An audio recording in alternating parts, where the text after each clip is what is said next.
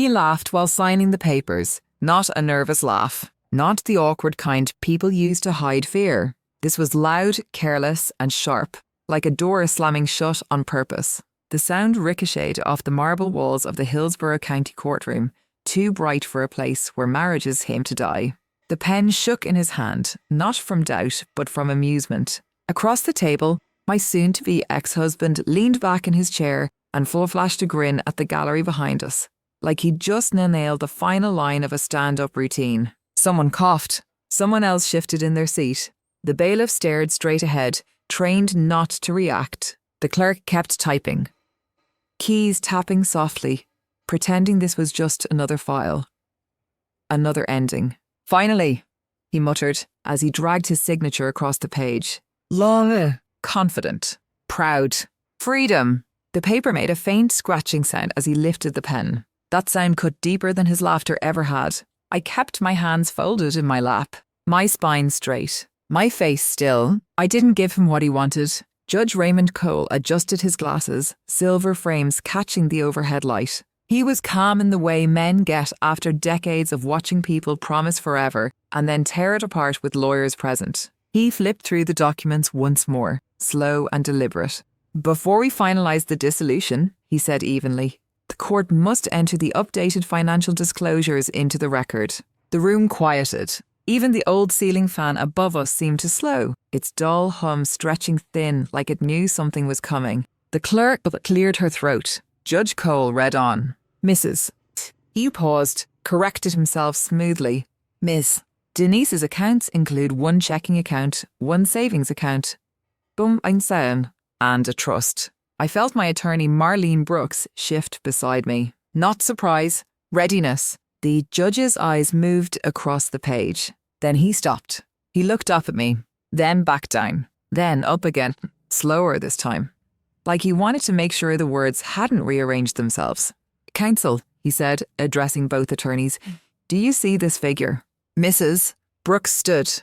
Yes, Your Honour. My ex's lawyer leaned in, squinting hard, his mouth tightening. My ex, still smiling, swung his foot under the table, bored, impatient, already imagining the bar he'd hit after this. Judge Cole took a breath. Van Trust listed under mutimstes. Denise's name shows a current available balance of $150 million. The courtroom didn't explode. It inhaled. The smile slid off his face so fast it didn't even have time to break. His foot stopped mid-swing. His mouth opened, then closed, like his brain forgot to send instructions to breathe. Somewhere behind us, someone gasped. A phone vibrated and was hastily silenced. The clerk's pen clicked once. Too loud. I stared straight ahead. I didn't turn toward him, because if I did, I might have seen panic bloom where laughter used to live, and I wasn't ready to carry that too. Judge Cole looked at me again. Ali, Missa. Denise, he said calmly, can you confirm that the North Shore Mercy Trust belongs to you? My throat tightened. Images flashed. Warm kitchens, fogged windows, hands that shook not from weakness but from age, and a folded letter with a small blue key drawn in the corner. Before I could speak, my ex leaned toward me, his voice suddenly soft, suddenly careful. Denise, he whispered. What is he talking about? The judge raised his gavel. We'll take 5 minutes to verify the attached letter of intent and the sealed instruction, he said. No one leaves this courtroom. The gavel came down once, and that was the moment everything I thought was small about my life cracked wide open, because the money wasn't the truth. The letter was, oh, before I go on, I should tell you something, Asu. My name is Denise, just Denise, and this story didn't begin in a courtroom. People think money stories start at banks or boardrooms. Mine started in a church kitchen that never quite cooled down, long before a judge said my name out loud. Before anyone whispered numbers that made grown men forget how to breathe, I spent my Saturdays in the basement of St. Luke's Community Church on the south side of Clearwater. The windows were always fogged from boiling pots. The air smelled like onions, garlic, and cheap coffee that had been reheated too many times. It was loud in a soft way, metal ladles clanking, plastic chairs scraping, voices overlapping without urgency. That's where I learned how to stand for hours without complaining. That's where I learned that hunger makes people quiet, not dramatic. And that's where my husband first said he loved my heart. Back then, we were new in the way that feels like magic. The kind of new where every shared look feels like a promise, and every plan sounds possible just because you're saying it together. He used to carry boxes from the delivery truck, sleeves rolled up, acting like muscle was currency. I chopped vegetables, careful to make the pieces even, like order itself was a form of respect. We smiled at each other over paper plates. We laughed easily. He said I made people feel seen. I thought that meant something. I like that you care, he told me once, leaning against the counter, watching me hand a bowl of soup to an older man who wouldn't quite meet my eyes. Someone has to, I said. At the time, I thought we were building the same future. I worked days at an after-school program, nights when I could afford classes at the community college. It wasn't glamorous. It wasn't fast, but it was honest. I believed in small steps. I believed in doing the next right thing and trusting the rest to catch up. He believed in speed. The second year of our marriage, something shifted. It wasn't loud. It didn't announce itself. It crept in through comments and jokes that landed just a little wrong. He started counting. He counted bills. He counted hours. He counted what I brought in versus what he did. "You spend too much time there," he said one night, nodding toward a flyer from the church pantry sitting on our kitchen table. "That stuff doesn't pay rent." "It feeds people," I said. "Feeding people isn't a career," he replied like it was a fact, not an opinion. I laughed it off then. I wish I hadn't, because that laugh planted something. By the third year, his voice had changed when he talked about money. It got sharper, taller. He started using words like return, value, leverage. He opened a separate account for business reasons. He came home later. He bought things he called investments and looked at my worn shoes like they were a personal failure. "Kindness is cute," he told me once, not unkindly, until the lights get shut off. I didn't know how to explain that kindness wasn't a phase for me. It wasn't a hobby. It was a way of standing in the world. So instead, I just kept showing up. To the kids, to the kitchen, to people who needed a chair before they needed a lecture. That's when she walked in. It was a Wednesday, slow and grey, the kind of day where the weather forgets to decide. She stood near the door like she didn't want to be noticed. Not old in years, old in stories. A faded scarf wrapped around her neck, folded and refolded so many times it looked like a river that had learned patience. "I'm just one fool looking," she said when I smiled at her. "So is everyone," I answered without thinking. She laughed at that. A small sound. A careful one. I made her a bowl of stew, soft carrots, rice that didn't clump, bread with real butter. She ate slowly, like her body had to remember it was allowed to accept something warm. When she stood to leave, her hand shook. Her glass tipped. Water spilled across the table and started running toward the floor. "Don't worry," I said, already reaching for a towel. "My hands are used to catching things." She paused, watching me, studying me like I was a sentence she might need later. "What are you practicing for?" she asked. "For when something important falls," I said, half joking. She didn't smile that time. She introduced herself simply. A single initial. Nothing else. We talked while the pot simmered. She told me about a daughter who didn't call, a kitchen she used to sing in, a garden she missed. I told her about the kids who loved glue sticks more than rules and how my mother used to say, "If you have enough for 2 spoons of sugar, you have enough to share one." When she left, she pressed a folded paper into my hand. "If you ever need anything," she said. There was a phone number and a small drawing of a key in blue ink. "I won't ask," I told her quickly. "But thank you." She looked at me for a long moment. "Sometimes," she said softly, "the door knocks on you." Then she was gone. I tucked the paper away and went back to stirring soup.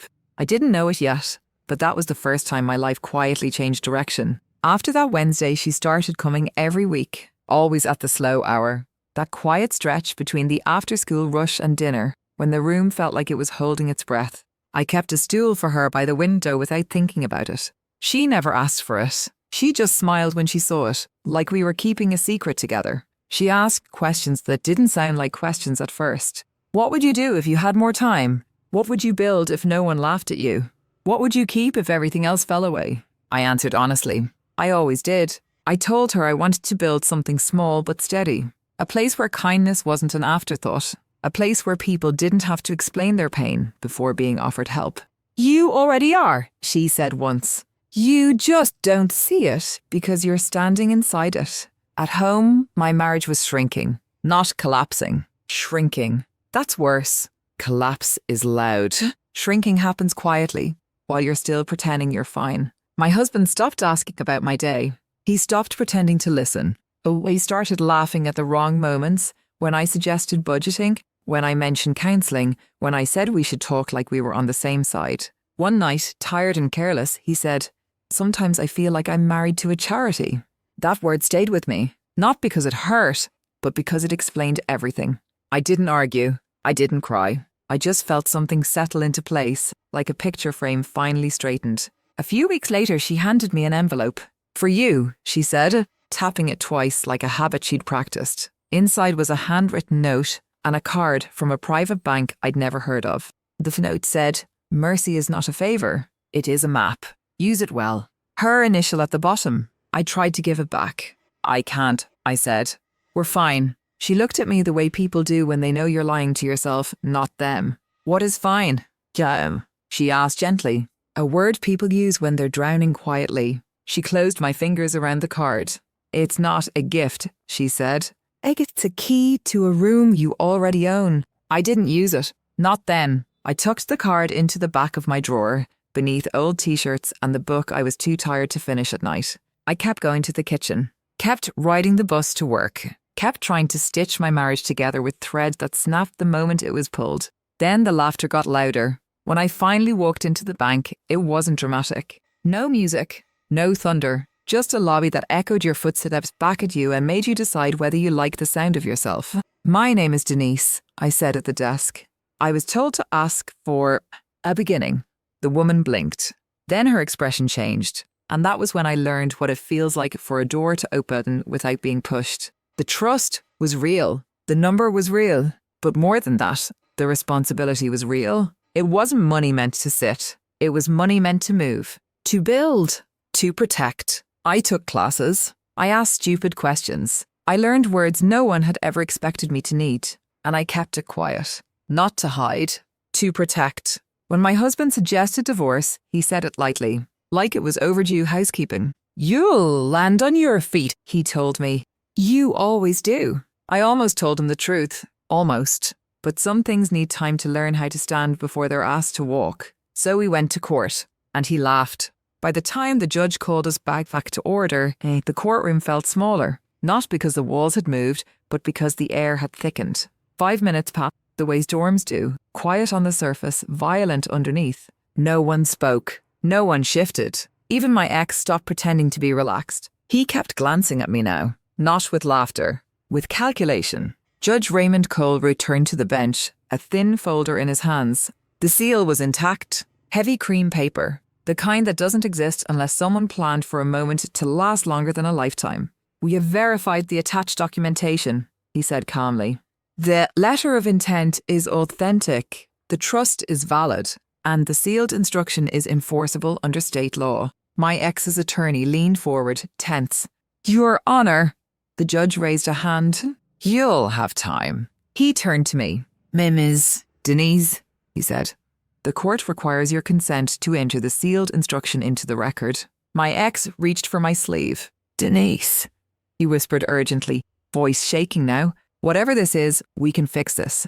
We don't need to do this." I looked at him for the first time that day. Really looked. The confidence was gone. The laughter had evaporated. What sat in its place wasn't remorse. It was fear. Fear of losing control. Fear of being seen clearly for the first time. I thought of the church kitchen. The steam. The hands that shook but still served food. I thought of a folded note and a blue ink key. I thought of a woman who never raised her voice but never wasted a word. "Yes," I said. The word didn't shake. Judge Cole nodded and broke the seal. The sound was soft. Paper against paper. But it carried. He read slowly, deliberately, like someone who knew every sentence mattered. "If this instruction is opened in court," he began, "it means 2 things have occurred. First, Denise has told the truth with her life. Second, the man who laughed at that truth must hear what follows." A ripple moved through the room. My ex's breath went shallow. The judge continued, "The Mercy Trust exists not to reward wealth, but to protect values. It is shielded from marital claims, external influence, and coercion. Any attempt to control or intimidate its beneficiary will result in immediate forfeiture of all associated privileges." My ex's lawyer stiffened. The judge didn't look up. Furthermore, he read, "This trust was structured with foresight. Should Denise ever be diminished, mocked, or treated as lesser for choosing compassion over profit, the trust is authorized to act independently, expanding its protections and disclosures as necessary." The room leaned forward. The judge turned the page. As of the last quarter, he read and paused. He blinked once, then looked up. "The court notes," he said carefully, "that the Mercy Trust is not static." My ex gripped the edge of the table. "It is," the judge continued, "actively invested in long-term philanthropic and community development initiatives. As of the most recent valuation, total controlled assets exceed." My ex collapsed. Not dramatically, not with a shout. His knees buckled. The chair scraped. He hit the floor hard, the sound echoing off the walls like punctuation at the end of a sentence he'd never expected to read. Gasps filled the room. The bailiff rushed forward. Someone called for medical assistance. The judge stood, gavel raised but not struck. I didn't move. I didn't rush to him. Not because I hated him, but because I finally understood that mercy does not mean erasing consequences. Paramedics arrived quickly. Efficient. Professional. As they lifted him onto a stretcher, his eyes fluttered open for a moment. He looked at me like he wanted to speak. I held his gaze. And for the first time, he looked away. Judge Cole adjourned session until the following morning. But the truth had already done its work. That night, I sat alone in my apartment. The silence felt different now. Not empty. Earned. I didn't celebrate. I didn't cry. I made tea. I sat at the table where we used to argue about money and listen to the kettle cool. Kindness had not saved my marriage, but it had saved me. The next morning, the courtroom was packed. My ex returned, pale and quiet. He didn't look at me. Judge Cole finished reading the valuation into the record. The number landed like a door closing behind me. When it was over, my ex stood. "I don't want anything," he said hoarsely. I waved my claim. No laughter followed, just silence. The judge finalized the divorce. When the gavel came down, it didn't sound like an ending. It sounded like space. Later, as I stepped outside into the sun, reporters shouted questions I didn't answer. I walked past them, past the courthouse steps, past the life. I'd been shrinking myself to fit inside. I thought of the note again. Mercy is not a favor. It is a map. I finally understood where it was leading. People expect fireworks at the end of stories like this. A villain dragged away. A crowd cheering. Someone finally shouting the truth loud enough to shake the walls. But that's not how it ended. It ended quietly. A week after the divorce was finalized, I went back to St. Luke's Community Church. Same basement, same long folding tables, same dent in the wall where a chair had hit it years ago and never quite been fixed. The kitchen smelled like onions again, like it always had. No one clapped when I walked in. No one whispered numbers. No one asked me for anything. They just handed me an apron. I tied it around my waist and started chopping carrots. That's when I knew I hadn't lost myself along the way. The trust moved forward the way it was meant to. Slowly, carefully, with guardrails. We funded after-school programs, food security initiatives, and small housing projects that didn't make headlines but kept people warm. I hired people smarter than me and listened to them. I said, "Explain it again," without shame. And no one laughed. Not once. As for my ex, we never spoke again. I heard things, of course. That he told people he'd been blindsided. That he said he never knew.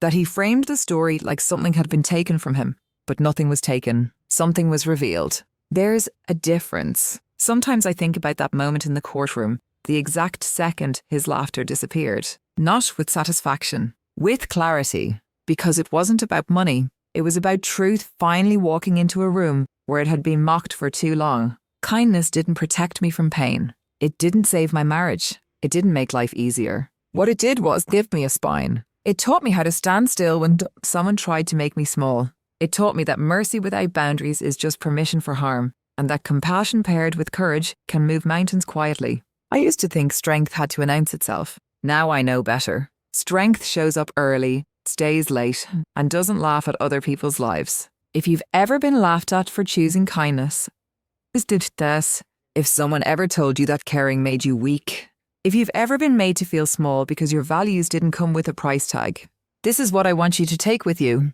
You don't need to harden to survive. You don't need to mock others to be powerful. And you don't need to explain your worth to people who only understand numbers. Mercy is not a favour. It's a map.